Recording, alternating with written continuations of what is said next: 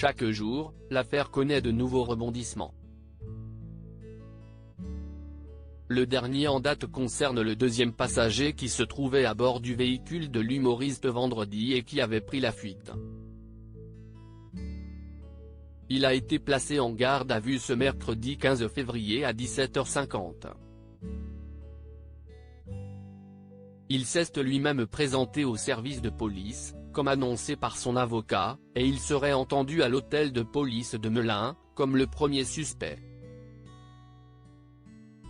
Ce premier suspect avait été interpellé plus tôt dans la journée, annonçait le procureur de Melun. Il s'agit d'un homme de 33 ans, de nationalité marocaine et en situation irrégulière sur le territoire national, a révélé Cécile Olivier, la chef du service police-justice de BFM TV. Ce qui peut expliquer pourquoi il a pris la fuite, a-t-elle ajouté, avant de préciser qu'il risque d'être suivi pour non-assistance à personne en danger, ce qui est passible de 5 ans de prison. Elle a également révélé comment il a été retrouvé par la police, dans l'après-midi qui a précédé l'accident. Vers midi, il était allé acheter des seringues dans une pharmacie. Il avait payé avec sa carte bleue et c'est comme cela que les policiers sont remontés jusqu'à lui.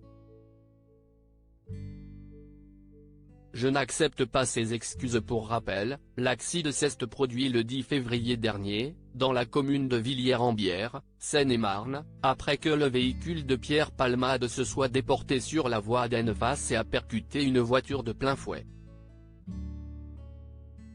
Celle-ci était conduite par un homme de 40 ans qui, aux dernières nouvelles, a subi plusieurs opérations et est toujours en service de réanimation, tout comme son fils de 6 ans qui était à l'arrière et serait défiguré. Il aurait la mâchoire fracturée, d'après l'avocat des victimes Mourad Batik, qui s'est exprimé mardi lors d'une conférence de presse.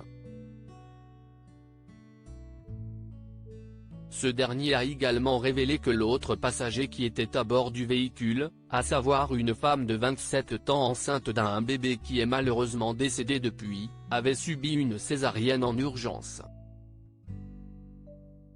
Mais le bébé n'aura finalement pas survécu à cette opération.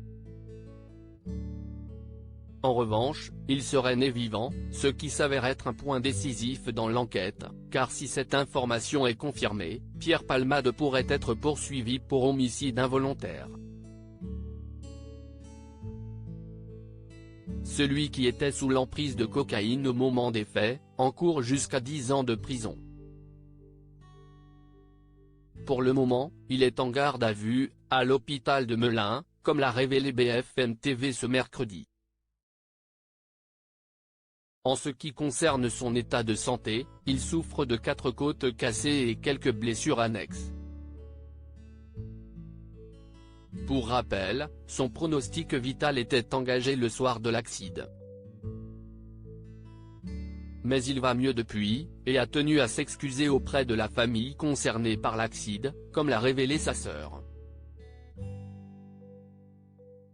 Je n'accepte pas ces excuses, a déclaré dans la foulée une proche des victimes.